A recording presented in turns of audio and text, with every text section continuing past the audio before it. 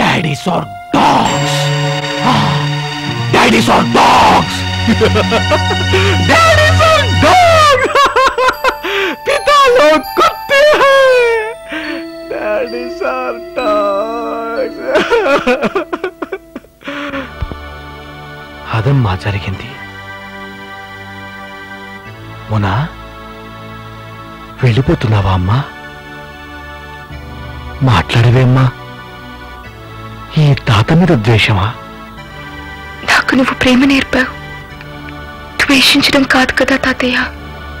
మరి నువ్వు చెప్పిన నాన్న జీవితం విన్నాక ద్వేషం కూడా ఒక రకంగా ప్రేమేననిపించి కన్నీళ్లు దాచుకోవడానికి వెళ్తున్నావు అంతేనా? నాన్న జీవితం విన్నాక ఈ తాత కన్నీళ్లు తుడుస్తావనుకున్నానమ్మా. తాతయ్య, పిచ్చి తల్లి, ద్వేషం కూడా ప్రేమే అన్న నిజం నీకు తెలియగానే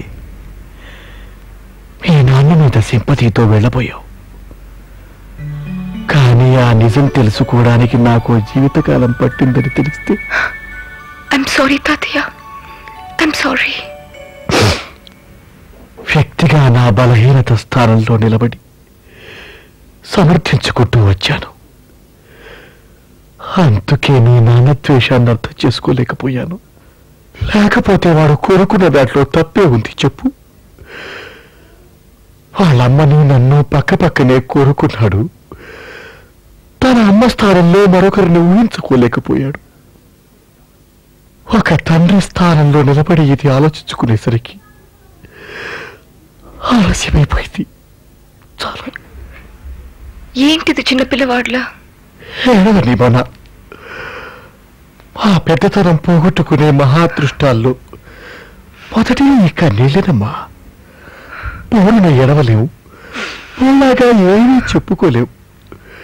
అంతా లోపలే, అన్నీ లోపలే. తాతయ్య, ఏమిటమ్మా? జైల్లో ఆ 4 గోడల మధ్య నాన్న ఒంటరివాడో కదా తాతయ్య.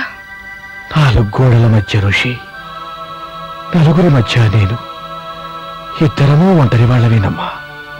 కాకుంటే ఒకటే తేడా, చేయని తప్పుకు శిక్ష భరిస్తూ వాడు, చేసిన తప్పుకు శిక్ష విధించుకుంటూ నేను.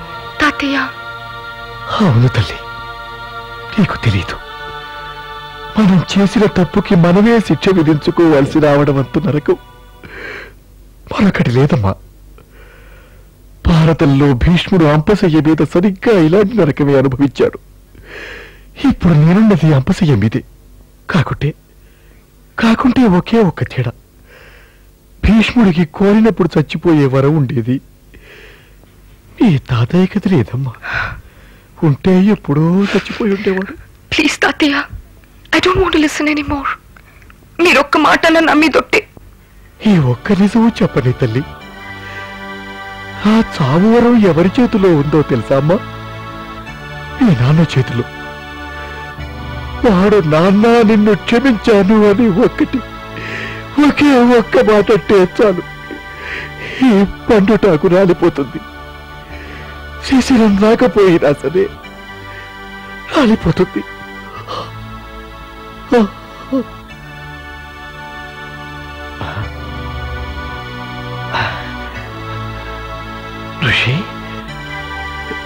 ఋషి, సెంట్రీ ప్లీజ్ టేక్ మీ అవే. నేను నీకోసం వచ్చాను ఋషి. నాకు ఒంటరిగా ఉండాలని ఉంది సెంట్రీ. ఋషి, ఈ నాన్న ముఖంలోకి ఒక్కసారి చూడు. నాకు గోతికాడి నక్కలంటే భయం సెంత్రి. నన్ను లోపలికి తీసుకెళ్ళవు. ఋషి, ఈ కళ్ళు చూడు, ఈ కళ్ళలో నీళ్లు చూడు ప్లీజ్. సెంత్రి, నాకు దాహం వేస్తుంది, మంచి నీళ్లు కావాలి, నన్ను ఇక్కడి నుంచి తీసుకెళ్ళవు. ఋషి, నేను చేసింది తప్పే, సరేనా? నన్ను క్షమించాలని ఒక్క మాట చెప్పవు. అవును ఋషి, ప్లీజ్ నన్ను క్షమించవు. క్షమా? పిశాచాన్ని క్షమిస్తాను, పితామహుణ్ణి కాదు. మనిషిని క్షమిస్తాను, నాన్నని కాదు. ప్రాణాలను దోసిలిగా ఒగ్గి నిన్నడుగుతుంది భిక్ష ఋషి. కాటేస్తే కనుపాప కనురెప్పను క్షమిస్తుందా? పో పో ఇక్కడి నుంచి. ఋషి, నువ్వంటే నాకు ప్రేమ, నువ్వంటే నాకు అసహ్యం. అబద్ధం, అబద్ధం, అబద్ధం, నిజం. నన్ను నమ్ము ఋషి. నిన్ను నమ్మినందుకు కదూ నా అమ్మ తిరుగాడే ఇంటిలో మరో పారాడి పాదానికి చోటిచ్చావు. నిన్ను నమ్మినందుకు కదూ నా అమ్మ పక్కలో మరో రాక్షసుని పడుకోబెట్టావు. నిన్ను నమ్మినందుకు కదూ హాస్పిటల్లోని బెడ్ నే మా అమ్మకు సమాధిని చేశావు. నువ్వు దగా, నీ ప్రేమ దగా, నీ వెళ్ళా నువ్వు దగా దగా దగా. ఒప్పుకున్నాను కదరా, నేను చేసింది తప్పే, అందుకే క్షమించమంటున్నాను. క్షమించనంటున్నాను. నేను క్షమించకపోతే నీకేమిటి నష్టం? ఆత్మసాక్ష్యం ముందు నిలబడలేను, చావలేను. నువ్వు చావడం నాకు ఇష్టం లేదు. I want you to be alive. నువ్వు బతికే ఉండాలి. నువ్వు చంపేసిన జ్ఞాపకాలతో చావకుండా బతకకుండా బతికే ఉండాలి. నీకో నాకో చావే, మనిద్దరి మధ్య క్షమాపణ. ఋషి సెంట్రీ, దేవుడి ప్రార్థనకు టైం అయినట్టుంది. నన్ను తీసుకెళ్ళవు. నన్ను స్పర్శిస్తే నాలో బతుకున్న అమ్మ కూడా చచ్చిపోతావట. సెంట్రీ, నీకు నాన్న ఉన్నాడా? Don't believe daddies. పితాలోకం కొనక్కుమాను. దయ్యానికి పాదాలే వెనక్కి తిరిగి ఉంటాయి, నాన్నలకు బుద్ధే వెనక్కి తిరిగి ఉంటుంది. నమ్మొద్దు. కాకి ముట్టుకున్న పిండాకూడు తినే కుక్కలు నాన్నలు. Daddies are dogs. Daddies are dogs. Daddies are dogs. పితాలో కుత్తే హై, నాన్నలు కుత్తే, నాన్నలు కుక్కలు, కుక్కలు కుక్కలు.